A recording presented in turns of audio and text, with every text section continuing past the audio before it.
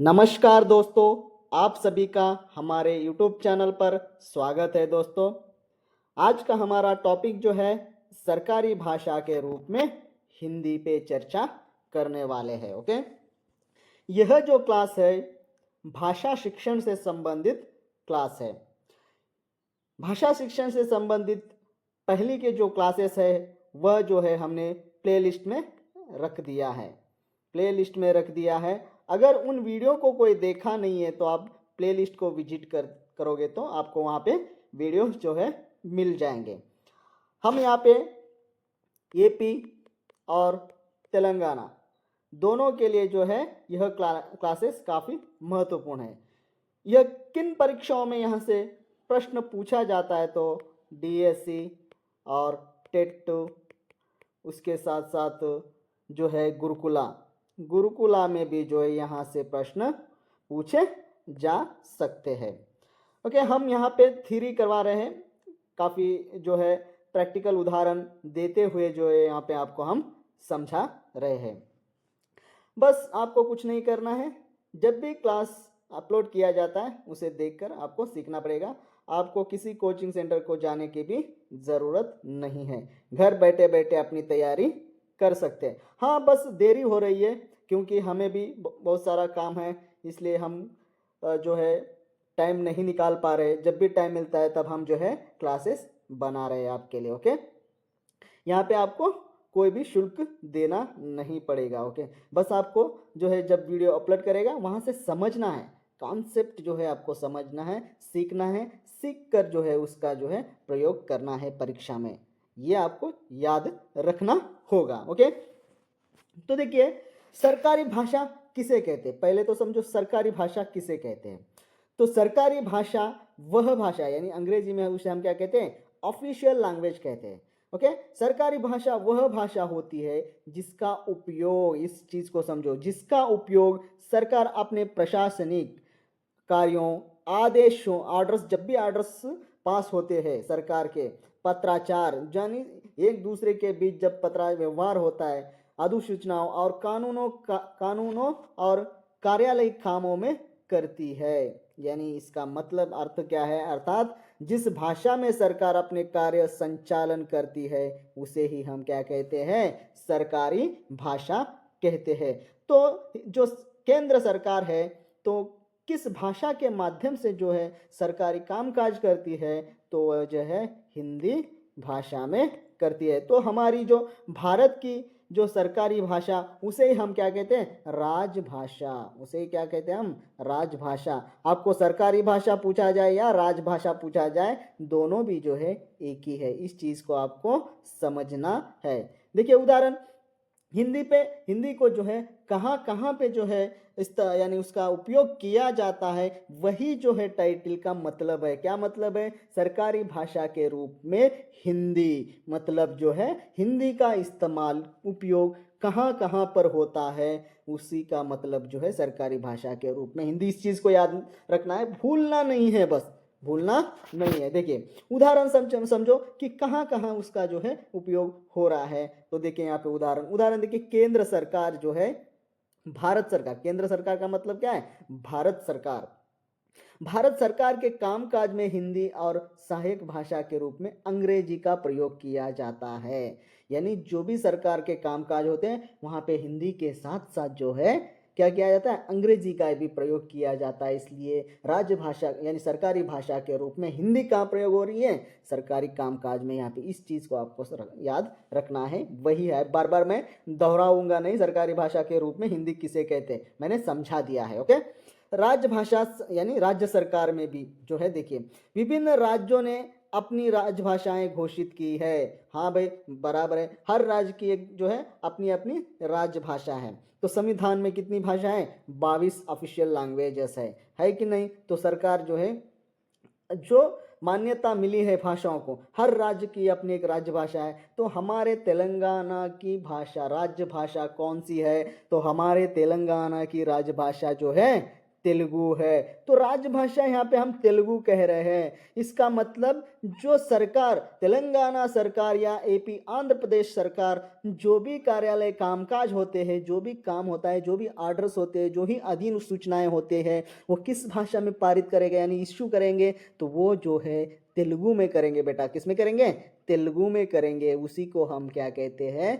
सरकारी भाषा कहते हैं। समझ में आया? जिसका काम, जो सरकार का काम करती है, समझो एक व्यक्ति है जिसका नाम जो है हिंदी है, समझो। ओके, एक व्यक्ति है जिसका नाम हिंदी है और सरकार है।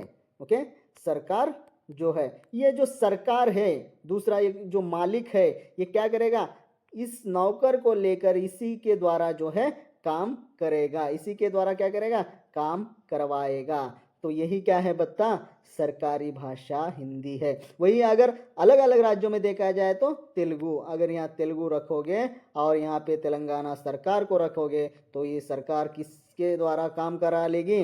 तो वो जो है तेलुगु के माध्यम से जो है अपने पूरे काम करवाएगी। बेटा तेलुगु तुझे ही जो है सब काम करने पड़ेंगे। तुझे जो है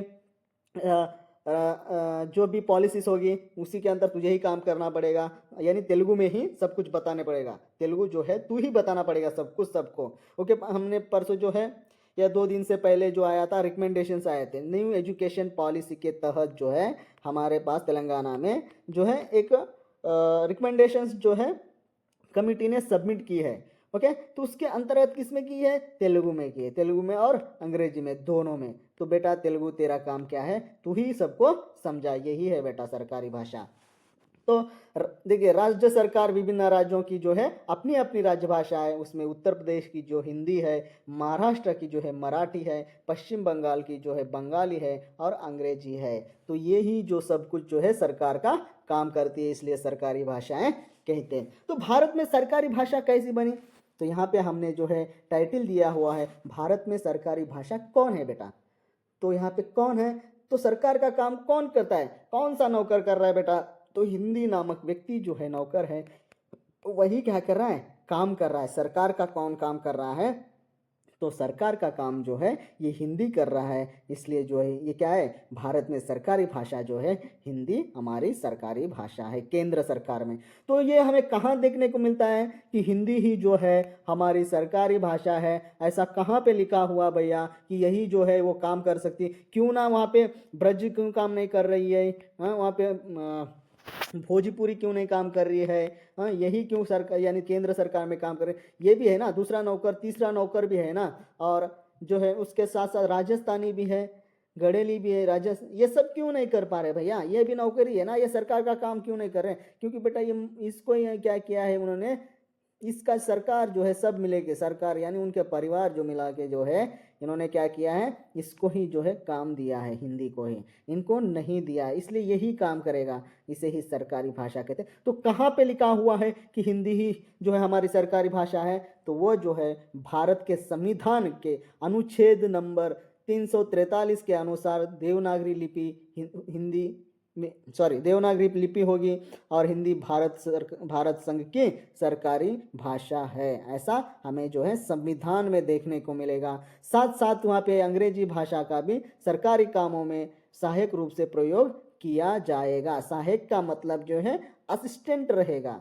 असिस्टेंट किसको असिस्टेंट बेटा? तो किसको? तो हिंदी को जो है वह असिस्टेंट रहेगा। कौन रहेगा? तो इंग्लिश जो है हिंदी को असिस्टेंट रहेगा। यह हमको कहाँ देखने को मिलता है? संविधान के अनुच्छेद 343 में जो है हमें देखने को मिलता है। तो कैसे, देखिए समझो, यहाँ पे उदाहरण देखिए कैसे वो काम करते हैं। देखिए तो उनका काम देखिए, उदाहरण, सरकार यानी सरकार जब आदेश, सरकारी आदेश जो होते हैं गवर्नमेंट ऑर्डर्स, यदि केंद्र सरकार कोई नया नियम जारी करती है तो वह हिंदी में ही प्रकाशित करती है।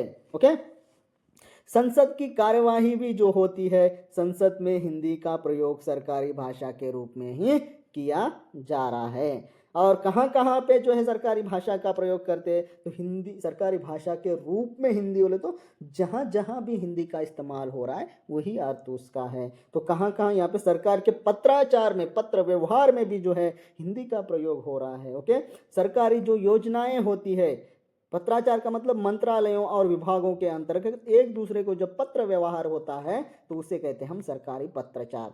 और सरकारी योजनाओं में भी जो है हिंदी का ही प्रयोग किया जाता है। जैसे प्रधानमंत्री आवास योजना है, समझो कि इसकी जो जानकारी होती है वो किसके अंतर्गत होती है, हिंदी में की जाती है।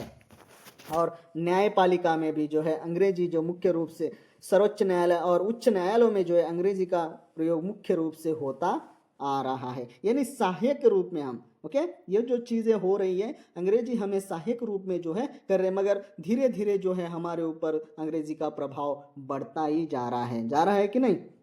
तो हमारी जो है ऑफिशियल लैंग्वेज जो है अभी तक नहीं बनी है। ओके, हमारी राष्ट्रभाषा जो है हमें भारत के लिए कोई भी है जो है राष्ट्रभाषा नहीं, राजभाषा जो है वह हिंदी है। यह जो है सरकारी भाषा के रूप में सिंपल सा डेफिनेशन में आपको मैंने समझाया है। तो वह कैसा कैसा बना है सरकारी भाषा हिंदी, तो हमें तब क्या समझना पड़ेगा, 1963 का जो अधिनियम है उसको समझना पड़ेगा। अधिनियम जो है उसको समझना पड़ेगा। और उसके बाद भी इसी को क्या किया गया, संशोधित किया गया। कब संशोधित किया गया, तो 1967 में जो है इसे संशोधित किया गया। फिर ये दोनों भी 1963 को और 1967 को जब संशोधित किया गया तो अधिनियम 1976 लागू करने की क्या जरूरत थी, यह जो अधिनियम है लाने की हमें क्या ज़रूरत थी, इसके ऊपर भी हमें चर्चा करनी होगी। तभी जाके जो है हिंदी जो है राजभाषा या सरकारी भाषा किस तरह से बनी है हमको समझ में आएगा। तो कहाँ पे उल्लेख मिल रहा है कि सरकारी भाषा हिंदी ही है, तो हमें संविधान में वो देखने को मिल रहा है। चलिए, तो देखिए हिंदी सरकारी भाषा कैसे बनी भैया, हर एक चीज़ का जो है एक इतिहास होता है। तो पहले तो भाषा के तौर पे हिंदी तो थी, मगर उसे ही क्यों खींच लाए कि उसे ही हम क्या करेंगे, हिंदी को ही सरकारी भाषा बनाएंगे। क्यों बनाएंगे, क्योंकि दोस्तों बहुत सारे जो क्षेत्र है हिंदी में अधिक जो है बात करने वाले व्यक्ति भी है। जब स्वतंत्रता की लड़ाई जब लड़ रहे थे तब भी जो है मीडियम के रूप में जो है काम जो कर रही थी वह भी हिंदी ही भाषा थी। इसलिए जो है हिंदी को हमने जो है राजभाषा जो सरकारी भाषा बनाया। फिर कहाँ कहाँ से जो है उसको ऑफिशियली ऑर्डर्स मिल गए कि तू ही जो है हिंदी जो है तू सरकारी भाषा है, तू हमारा ही काम करेगी। ओके, सरकार भारत सरकार का ही काम करेगी, ना कि अमेरिका का काम करने वाला तो है अंग्रेजी बैठा हुआ है, हिंदी बेटा तू कौन सरकारी, भारत सरकार का काम जो है तुझे ही करना पड़ेगा, तेरे लिए जो एक असिस्टेंट होगा वो अंग्रेजी होगा, ऐसा कह के जो है हमें कहाँ देखने को मिलता है, संविधान में देखने को मिलता है। तो यहाँ पे कैसे बनी है उससे पहले देखते हैं तो हिंदी सरकारी भाषा कैसे बनी। इस संबंध में राजभाषा अधिनियम 1967 संशोधित है ये, और अधिनियम 1976 का उल्लेख देखना हमें जरूर है। इस चीज़ को हम जब तक नहीं समझेंगे तब तक जो है सरकारी भाषा के रूप में हिंदी हमें समझ में नहीं आएगी। ओके, यहाँ पे भी फिर से वही पॉइंट यहाँ पे दोहराया है हमने। भारतीय संविधान के अनुच्छेद 343(1) के अनुसार संघ की राज्यभाषा हिंदी, लिपि देवनागरी होगी और इसका जो अंकों का रूप होता है वो अंतरराष्ट्रीय रूप होता है, 1 2 3 होगा। तो हमारे हिंदी का क्या, ये 1 हो गया, तो ये 2, ये 3 और ये 4, ये 5 इस तरह से है। तो हमने इसको हटा दिया है, इसको हटा दे के हमने किसका जो है अंकों का प्रयोग कर रहे हैं, तो हम अंग्रेजी 1 2 3 4 5 यही हुई। ओके, और अनुच्छेद 343(2) के अनुसार जो है संविधान लागू होने से 15 वर्ष तक संघ के आधिकारिक कार्यों में अंग्रेजी भाषा का प्रयोग जारी रहेगा। यानी संविधान लागू कब हुआ, 1950 में जो है 26 जनवरी 1950 जो है लागू हुआ। तो यहाँ से 15 वर्ष, यहाँ से क्या 50 से लेके देखिए 15 वर्ष कब होते, 15 वर्षों तक, यानी 1965 तक जो है अंग्रेजी सहायक रूप में होगी। अंग्रेजी जो है सहायक रूप में होगी, कब तक, 1965। उसके बाद क्या होगा, उसे हटा दिया जाएगा। पूर्ण रूप से जो है किस में प्रयोग किया जाएगा, किस भाषा का प्रयोग किया जाएगा, हिंदी का प्रयोग किया जाएगा। मगर ऐसा हुआ क्या, ऐसा नहीं हुआ। क्यों नहीं हुआ, चलिए आगे देखते हैं। तो 15 वर्षों तक संघ की आधिकारिक कार्यों में अंग्रेजी भाषा का प्रयोग जारी रहेगा, अर्थात 1965 तक हिंदी के साथ साथ अंग्रेजी का प्रयोग किया जाना था, मगर क्या हुआ 1965 के बाद अंग्रेजी समाप्त की जा सकती है, लेकिन भारत की भाषाई विविधता को देखते विषय क्या हो गया था, वो बहुत ही संवेदनशील हो गया था, क्योंकि वहाँ पे जो है आंदोलन शुरू हो गए थे 1965 के बाद 100% जो है तब क्या होगा, अंग्रेजी को हटा दिया जाएगा। तब प्रशासनिक जो हमारे जो काम होते हैं यानी गैर हिंदी राज्यों को चिंता हो रही थी। गैर राज्य कौन से हैं, सेवन सिस्टर्स भी है, ओके। उसके बाद जो है दक्षिण भारत के स्टेट राज्य भी है, वो क्या है, वो चिंता जताने लगे थे, ओके, वो आंदोलन शुरू कर रहे थे। इसलिए तभी जाके बीच में 1963 में क्या करना पड़ा, सरकार को जो है अधिनियम जो है पारित करना पड़ा था 1963 में। वो क्या हुआ हम देखते हैं इसमें अंतर्गत, ओके। देखिए यहाँ पे 1965 के बाद केवल हिंदी लागू करने की योजना थी, लेकिन दक्षिण भारत विशेषकर तमिलनाडु में हिंदी विरोध आंदोलन शुरू हो गया। लोगों को डर था कि हिंदी थोप दी जाएगी, गैर हिंदी भाषी राज्यों के लोगों का नुकसान होगा। गैर हिंदी राज्य कितने हैं हमें कमेंट में बता दीजिएगा। हमने यहाँ पे जानबूझकर जो है गैर हिंदी बाकी राज्यों का नाम नहीं दिया है, क्योंकि आपको काम करना है, आपको रिसर्च करना है, हमें कमेंट में आपको बताना है।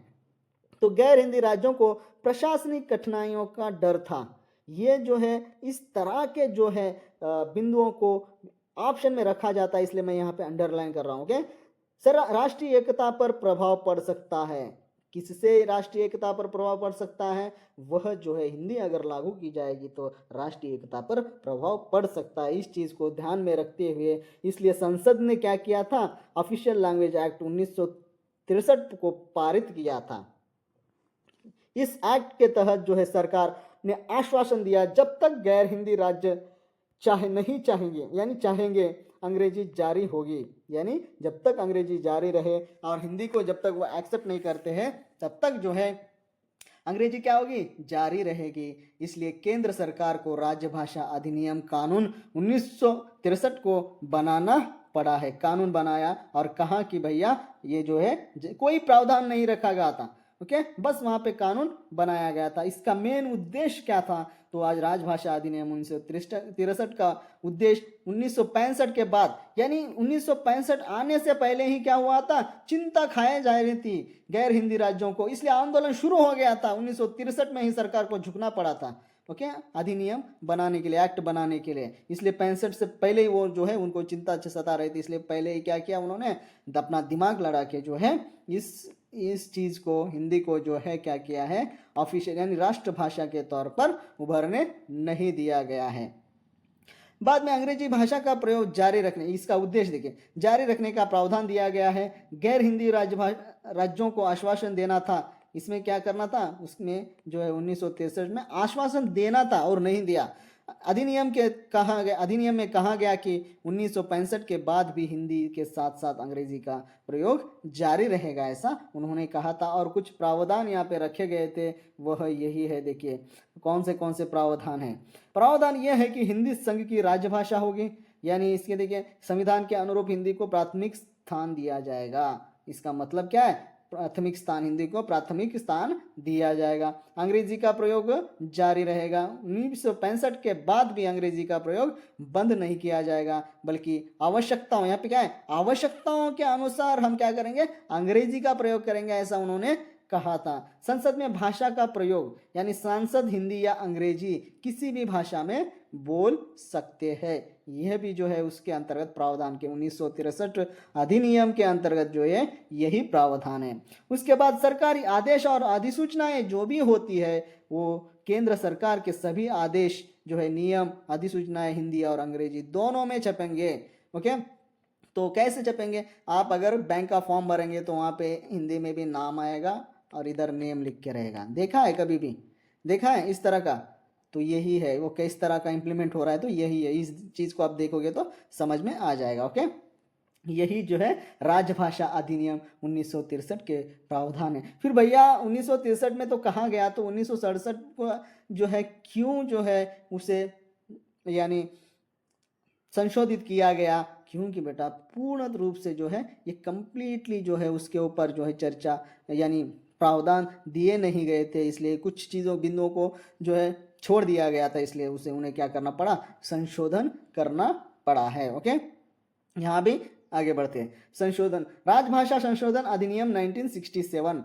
देखिए यहाँ पे देखिए, राजभाषा अधिनियम 1963 संशोधित किया गया क्योंकि संविधान के अनुच्छेद 343 के अनुसार 26 जनवरी 1965 के बाद हिंदी को संघ की राजभाषा के रूप में पूर्ण रूप से लागू किया जा सकता था। इसी को स्पष्ट करने के लिए जो है ऑफिशियल लैंग्वेज एक्ट बनाया गया था। ओके, परंतु क्या हुआ, एक्ट बनाए मगर वो जो है आंदोलन शुरू हो गया है। क्या हुआ, आंदोलन शुरू हुआ, लेकिन 1965 में जब 15 वर्ष पूरे हुए तब देश में विशेषकर तमिलनाडु में व्यापक विरोध जो है शुरू हो गया था। इसलिए जो है लोगों को भय था अंग्रेजी पूरी तरह समाप्त कर दी जाएगी, गैर हिंदी राज्यों के विद्यार्थियों को, कर्मचारियों को नुकसान होगा, प्रशासनिक असंतुलन पैदा होगा, केंद्र सरकार की नौकरियों में भी हिंदी भाषी लोग मिलेंगे, प्रतियोगी परीक्षाएं केवल हिंदी में हो सकती है, उससे जो है गैर हिंदी राज्य होता है, इन चीज़ों के उनको नुकसान होगा, ऐसा सोचकर उन्होंने क्या किया, आंदोलन, बहुत बड़ा आंदोलन किया है। मगर इस आंदोलन को रोकना पड़ेगा ना, तो उन्होंने क्या किया, इसलिए संतुलन बनाना आवश्यक था, इसलिए उन्होंने क्या किया, 1967 को जो है संशोधित कर दिया है। 1965 के बाद जो है आंदोलन शुरू हुआ तब इसे संशोधित करना पड़ा है, आवश्यक हो गया था। समझे, समझ भी गए होंगे। यदि सरकार कोई स्पष्ट आश्वासन नहीं देती तो राष्ट्रीय एकता पर संकट आ सकता था। यानी तब की सरकार जो है कोई भी आश्वासन नहीं देती तो एकता, जो हमारी एकता थी वो टूट जाती थी, बिखर जाती थी, ऐसा जब हमें समझ में आने लगा था। इतना आंदोलन जो है उद्रिक्त हो गया था। 1967 में आम चुनाव में कांग्रेस को कई राज्यों में झटका मिला। आम जो चुनाव हुए थे उस समय कांग्रेस को जो एक राज्यों में सीटें नहीं मिल पाई, इसलिए प्रधानमंत्री इंदिरा गांधी को भाषाई संतुलन बनाए रखना आवश्यक लगा। तभी जाके जो है उन्होंने क्या किया, 1967 संशोधन में जो जोड़े प्रावधान है वही हम यहाँ पे पढ़ेंगे। ये प्रावधान उन्होंने जोड़ा है। अंग्रेजी का प्रयोग अनिश्चित, उन्होंने कहा कि अभी अनिश्चित। पहले तो 1963 तक जो है क्या किया था कि 65, जैसे ही 1965 आएगा जो है हिंदी का जो है वो इस्तेमाल करेंगे, मगर क्या हुआ, तो ये आंदोलन होने के कारण इसे संशोधित किया गया। अंग्रेजी का प्रयोग अनिश्चित काल, यानी अनिश्चित काल तक जारी रहेगा, निश्चित नहीं, अनिश्चित काल तक, जब तक सभी राज्य सहमत ना हो अंग्रेजी समाप्त नहीं होगी। केंद्र और गैर हिंदी राज्यों के बीच पत्राचार अंग्रेजी में भी होंगे। जो व्यवहार जो है मंत्रालय में होते हैं वह पत्राचार क्या है, अंग्रेजी में होंगे। सभी केंद्रीय अधिनियम, नियम, अधिसूचनाएं हिंदी और अंग्रेजी दोनों में जारी किया जाएगा बेटा, दोनों में। जो भी सरकार, केंद्र सरकार है, जब राज्य सरकार से जो भी पत्र व्यवहार करती है तब जाके क्या करना पड़ेगा, हिंदी और अंग्रेजी दोनों में भी पत्र व्यवहार करना पड़ेगा। ओके, तो ये तो हो गया ना। फिर यह राजभाषा अधिनियम क्यों आया भैया, हो बेटा बताइए। 1963 हो गया, उसके बाद हमने 1967 में जो है क्या किया था, इसे संशोधित कर दिया था ना। फिर ये राजभाषा अधिनियम लाने की क्या जरूरत थी, इतनी क्या जरूरत थी कि हमने जो है 1967 अधिनियम को लाए हैं, तो उसकी भी जरूरत थी। देखिए 1976 देखिए 67 नहीं 76, 1976 में कोई नया अधिनियम नहीं बना, अधिनियम कोई नया नहीं बना पहले, बल्कि पहले राजभाषा नियम, ऑफिशियल लैंग्वेज रूल्स बनाए, खाली क्या बनाए, रूल्स बनाए। 1976 में उन्होंने खाली रूल्स बनाए हैं, कोई भी नियम नहीं, अधिनियम नहीं बना, बस रूल्स बने। क्योंकि 1963 और 1967 में अधिनियम में नीति, जो पॉलिसी तय कर दी गई थी, ओके, जो भी उन्होंने तय किया था, डिसाइड किया था, यह स्पष्ट नहीं था कि क्या स्पष्ट नहीं था, सब तुम बराबर तय किया था, स्पष्ट क्या नहीं था, तो उसमें यह स्पष्ट नहीं था कि कार्यालय में पत्राचार कैसा होगा, कि हर कार्यालय में पत्राचार कैसा होगा, भाई ये उन्होंने वहां पे नहीं कहा था। तो उन्होंने कहाँ पे क्या, उन्होंने यहाँ पे 1976 में इस बात को कहा है कि वहां पे नहीं है, इसलिए इसके ऊपर भी उन्होंने चर्चा किया। हिंदी का प्रकाशित, यानी हिंदी का प्रतिशत कितना होगा, ये भी जो है 1967 में नहीं कहा था। ओके, और कौन से विभाग कितनी हिंदी का प्रयोग है, ये भी यहाँ पे नहीं कहा था। अनुवाद की व्यवस्था कैसी होगी, ये भी यहाँ पर 1967 को जो है नहीं कहा था। इसलिए जो है उन्हें 1976 जो है रूल्स बनाने पड़े हैं अधिनियम को। इसलिए 1974 में व्यवहारिक नियम यानी प्रैक्टिकल रूल्स बनाए गए। प्रैक्टिकल रूल्स क्या है? बनाया गया है। वही रूल्स हमको फॉलो करना पड़ेगा और फॉलो कर रहे हैं। देखिए वो रूल्स राजभाषा अधिनियम 63 के अंतर्गत जो राजभाषा नियम 1976 में अधिसूचित हुए, उनके अनुसार उनके कामों में हिंदी और अंग्रेजी दोनों भाषाओं का प्रयोग आवश्यक है। इसलिए हमने यहाँ पे 1976 में रूल्स बनाए। देखिए यहाँ पे केंद्रीय सरकार के कार्यालयों से संबंधित मैनुअल, संहिताएं, कोड, प्रक्रिया संबंधित प्रोसीजर, लिटरेचर, फॉर्म, रजिस्टरों के शीर्षक, नाम पट, सूचना पट, पत्रशीर्ष तथा लेखन सामग्री भी अन्य द्विभाषी में ही होनी अपेक्षित थी। दोनों भाषाओं में होना था, इसलिए रूल्स बनाए गए हैं बेटा, दोनों भाषा में, हिंदी और इंग्लिश में। इसको हम आपको समझा देते हैं, इस वाक्य को आपको आराम से समझा देते हैं। नीचे देखिए, इस वाक्य को हम नीचे आपको समझा रहे हैं। केंद्रीय सरकार के कार्यालयों में उपयोगी होने वाली कौन सी उसमें है? मैनुअल है, संहिताएं हैं, प्रक्रिया संबंधित साहित्य यानी प्रोसीजरल लिटरेचर, फॉर्म्स के बारे में, रजिस्टरों के शीर्षक के बारे में, नाम पट के बारे में उस वाक्य में है। वो क्या है हम यहाँ पे आपको समझा रहे हैं। मैनुअल क्या होता है? हर सरकार का जो मैनुअल होता है, एक उदाहरण से हम समझते हैं। देखिए एक उदाहरण लेते हैं, उससे समझते हैं हम। समझो रेल मंत्रालय में, समझो रेल मंत्रालय में कोई कार्यालय पद्धति है, काम की जो मैनुअल रजिस्टर है। कहाँ पे? रेलवे मंत्रालय में। रेलवे मंत्रालय में जो कार्य पद्धति है, ओके, कार्य पद्धति जो मैनुअल है, जैसे कि रेलवे सेफ्टी जो है वो कार्य पद्धति मैनुअल है समझो। तब क्या होगा? तब जो है वो, तो यहाँ पे क्या होगा? रेलवे सुरक्षा, ओके, रेलवे सुरक्षा नियम जो होता है वो दोनों भाषाओं में छापा जाएगा। रेलवे सुरक्षा जो नियम होता है वो दोनों भाषा में छापा जाएगा। अगला भी देखेंगे, जो फॉर्म्स होते हैं उसका भी उदाहरण देखिए। पासपोर्ट आवेदन फॉर्म होगा समझो, तो वो दोनों भाषाओं में होगा। पहले नाम लिखा, फिर नेम, फिर पता हिंदी में होगा इधर, फिर अंग्रेजी में, जन्मतिथि और डेट ऑफ बर्थ। देखिए फॉर्म पूरी तरह द्विभाषी होगा। पूरी तरह क्या होगा? द्विभाषी होगा। उसका हम मतलब आपको बहुत ही आसान भाषा में यहाँ पे समझा रहे हैं दोस्तों। आपको कहीं भी ऐसा देखने को नहीं मिलेगा, इस चीज को आपको याद रखना है। नाम पट, ओके, नाम प्लेट, पट का मतलब नाम, नेम प्लेट जो होता है वो भी क्या होता है? जो रेलवे स्टेशन में जब जाओगे आपको देखने को मिलता है। किसी अधिकारी के कमरे के बाहर जो है श्री राम शर्मा अनुभाग अधिकारी लिखा होगा, उसके साथ साथ अंग्रेजी में भी सेक्शन ऑफिसर, ऐसा दोनों भाषाओं में हमें देखने को मिलता है लिखा हुआ। ओके, नोटिस बोर्ड भी जो होता है वह भी दो भाषाओं में होता है। कार्यालय में सूचना, कार्यालय समय प्रातः 9 बजे से सायंकाल 5:30 तक जो है, 5:30 तक जो है उसको अंग्रेजी और हिंदी में लिखा जाएगा। यही जो है उसका मतलब है दोस्तों, आप समझ गए होंगे। इसका उद्देश्य क्या है? फिर ऐसा लिखने का उद्देश्य क्या है?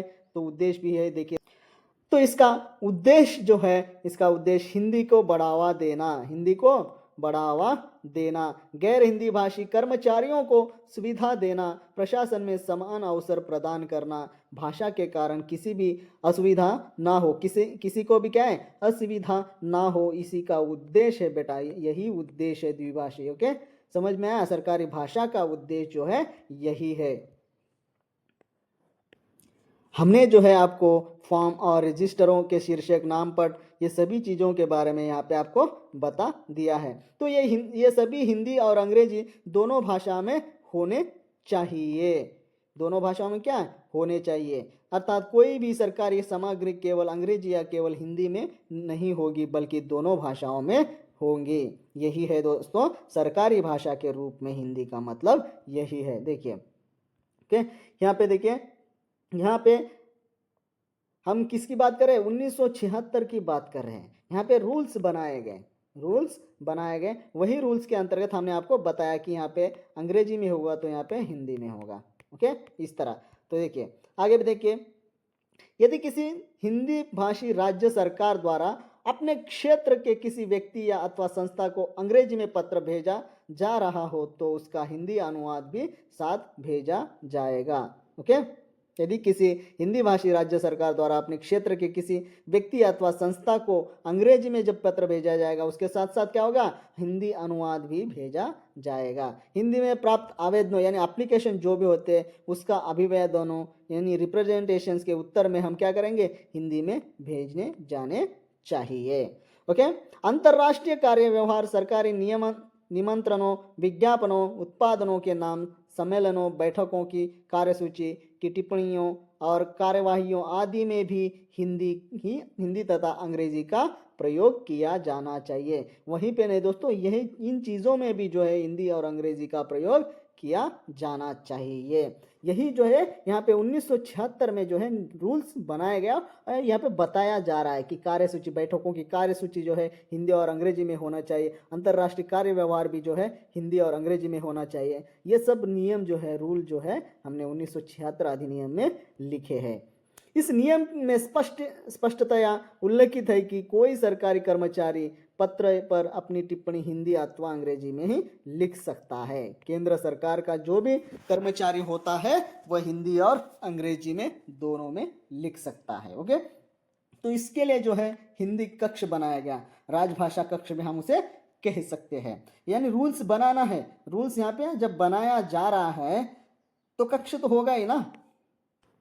यहाँ पे कक्ष का मतलब जो है यहाँ पे जो है जिम्मेदारियां, उसकी बात यहाँ पे कर रहे हैं। ओके, केंद्रीय सरकार के सभी मंत्रालय जो मिनिस्ट्रीज जो होते हैं, विभाग जो होते हैं, विभागों में हिंदी कक्ष है। हर मिनिस्ट्री में क्या है, हिंदी विभाग है। हर मंत्रालयों में हिंदी विभाग जो है, इनके प्रभारी जो है कर्मचारी होते हैं, अधिकारी या सहायक निदेशक, उसे राजभाषा भी कहलाते हैं उन्हें। तो कुछ मंत्रालयों में ये पद उच्चीकृत है यानी उचितकृत है। ओके, अतः वहां से वरिष्ठ हिंदी अधिकारी अथवा उपनिदेशक राजभाषा भी कहलाते हैं। किसी मंत्रालय में निदेशक राजभाषा जैसे उच्च स्तरीय पद भी है। ये पद हमको वहाँ पे दिखाई देते हैं मंत्रालयों में। ओके, ये भी नियम बनाया गया था, राजभाषा नीति के कार्य करते हैं।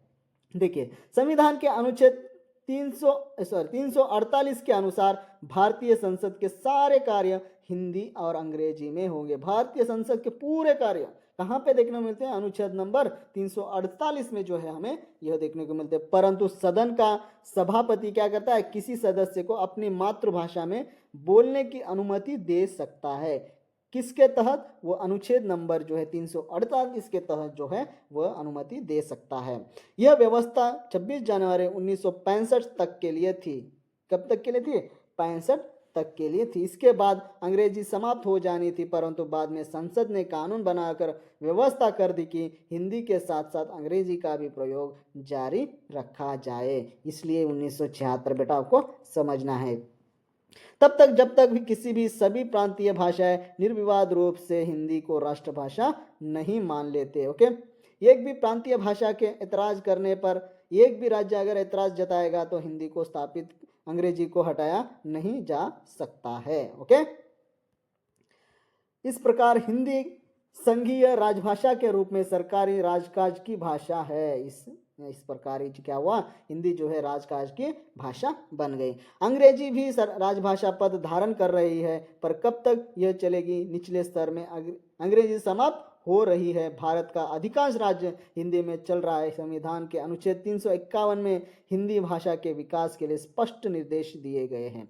जब हम अनुच्छेद 351 जब पढ़ते हैं तब हमें जो है निर्देश हमें देखने को मिलते हैं। यहाँ पे देखिए, संघ का यह कर्तव्य होगा, कहाँ पे देखने को मिला, 351 में, संघ का यह कर्तव्य होगा कि वह हिंदी भाषा का प्रसार बढ़ाए, उसका विकास करे, ताकि वह भारत की सामासिक संस्कृति के सभी तत्वों की अभिव्यक्ति का माध्यम बन सके और उसकी प्रकृति में हस्तक्षेप किए बिना हिंदुस्तानी के और 8वीं अनुसूची में निर्दिष्ट भारत की अन्य भाषाओं के प्रयुक्त रूप, शैली और पदों को आत्मसात करते हुए जहां वांछनीय हो वहां उसके शब्द भंडार के लिए मुख्यतः संस्कृत और गौणतः अन्य भाषाओं के शब्द ग्रहण करते हुए उसकी समृद्धि सुनिश्चित करे। यानी दूसरे भाषाओं के शब्द को क्यों ना लेना पड़े, जब समझ में आ रहा है वो शब्द तो उनको भी लेकर, संस्कृत से शब्द लेकर जो है उसका विकास के बारे में हमें सोचना है, हिंदी की समृद्धि के बारे में सुनिश्चित करते हुए आगे बढ़ाना है। कौन बढ़ाना है? संघ को बढ़ाना है। ओके, संघ को क्या करना है? बढ़ाना है। इस तरह हिंदी के विकास और प्रसार की जिम्मेदारी संघ राज्य को सौंपी गई है। सरकार इस दिशा में सक्रिय भी है। हिंदी सरकारी राजभाषा को भाषा बनाने की पूरी तरह तैयार है, बस अंग्रेजी समाप्त होने की प्रतीक्षा है। आशा है वह दिन जल्द ही आएगा जब हिंदी अपना राष्ट्रभाषा गौरव प्राप्त भी करेगा। ओके, तो हम यहाँ पे 1976 की बात करें और उसके बहुत कुछ बिंदु है हमने यहाँ पे नहीं बताया, वो भी आगे देखते। देखिए, उससे पहले यहाँ पे आपको क्या करना है? देखना है हिंदी सरकारी यानी राजभाषा, संपर्क भाषा, राष्ट्रभाषा का स्थान क्यों दिया गया है। भाई इसको उसका स्थान क्यों दिया गया, क्यों दिया है? देखिए, यह भारत में सबसे अधिक बोली और समझी जाने वाली भाषा है, इसलिए उसे वो स्थान दिया गया। स्वतंत्रता के बाद राष्ट्रीय एकता के लिए हिंदी को राजभाषा बनाया गया बेटा, संविधान द्वारा मान्यता प्राप्त है, इसलिए वह राजभाषा मान जाए यानी स्थान दिया गया है। देश राष्ट्र की आधी से अधिक जनसंख्या इसका मातृभाषा का प्रथम भाषा के रूप में प्रयोग और व्यवहार करती है, इसलिए हिंदी सरकारी भाषा, संपर्क भाषा और राष्ट्रभाषा का स्थान मिलता है उसे। हिंदी उसी मध्य देश की भाषा है जिसकी भाषाएं प्राचीन काल से ही भारत की धार्मिक, राजनीतिक, सामाजिक और सांस्कृतिक एकता का माध्यम है। तो इसलिए जो है हिंदी राष्ट्रभाषा का स्थान, संपर्क भाषा का स्थान ग्रहण कर चुकी है। हिंदी को संपर्क भाषा के रूप में पंजाब भाषा, उर्दू भाषी, फारसी, भारत के ईसाई, महाराष्ट्र, गुजरात, बंगाली के अधिकांश लोग जो होते हैं, तमिलनाडु के श्रमिक कूली भी जो लोग, तमिलनाडु में जो भी श्रमिक कूली लोग होते हैं उनको में जो है हिंदी शब्दों से प्रयोग करते हैं। यानी चाय बागवान में मजदूर, छोटे बड़े दुकानदार शताब्दियों से प्रयोग में लाते हैं, शब्दों को क्या करते हैं? दशाब्दियों से प्रयोग में लाते हैं। इसलिए जो है राष्ट्रभाषा का स्थान और संपर्क भाषा का स्थान, सरकारी भाषा का स्थान उसे मिला है। हिंदी भाषा की सरल, सुबोध और नमनीय प्रकृति के कारण हिंदीतर भाषाओं को संपर्क भाषा के रूप में हमें देखने को मिलता है। हिंदी सीखने में कोई कठिनाई प्रतीत नहीं होती। हिंदी को साहित्यिक, वांग्मय परंपरा अन्य राष्ट्रीय भाषा के नाम से राष्ट्रीय भाषा के समान ही पर्याप्त विकसित रही है, यानी पर्याप्त विकसित रही है। स्वतंत्रता के आंदोलन के समय राष्ट्रीयता की भावना का जागरण और पोषण हिंदी के माध्यम से ही किया गया है, इसलिए हिंदी को सरकारी भाषा, राज्य भाषा का और उसके साथ साथ संपर्क भाषा का दर्जा मिला हुआ है। विभिन्न प्रदेशों में आवागमन करने वाली यात्री, व्यापारी, साधु, महात्मा आदि अपने दैनिक, धार्मिक, सांस्कृतिक, व्यापारिक क्रियाकल्पों के लिए हिंदी का प्रयोग ही करते हैं। इसलिए जो है क्या हुआ है, इसलिए जो है हिंदी जो है संपर्क भाषा, राष्ट्रभाषा, सरकारी भाषा का स्थान ग्रहण कर चुकी है। ओके, ये हिंदी क्यों की है उसके यह रीजंस है। ओके, तो हम यहाँ पे 1976 के रूल्स और कुछ देखेंगे, उसके बारे में भी चर्चा करेंगे। देखिए, अधिनियम जो है 1976 में जो है राज्यों को है देश, यहाँ पे हमने रूल्स बनाए हैं। 1976 में क्या किया था? रूल्स बनाया था। ओके, तो उसी के अंतर्गत क्या हुआ था, किस राज्य को किस श्रेणी में रखा जाएगा समझकर राज्यों का वर्गीकरण किया गया। भारत को 3 क्षेत्रों में बांटा गया है। उसमें देखिए, पहला क्षेत्र देखिए क क्षेत्र, दूसरा जो है ख, तीसरा जो है ग, 3 क्षेत्रों में उन्हें बांटा गया। और देखिए क क्षेत्र में जो होंगे वो होंगे हिंदी भाषी राज्य होंगे, जैसे उत्तर प्रदेश, मध्य प्रदेश, जैसे जो है हिंदी भाषी जो राज्य होंगे वो क क्षेत्र में आएंगे। यहाँ पे भाषा का प्रयोग कौन सा किया जाएगा? अधिकतम हिंदी का ही प्रयोग किया जाएगा। और दूसरा क्षेत्र होगा ख होगा, वो होगा मिश्रित राज्य।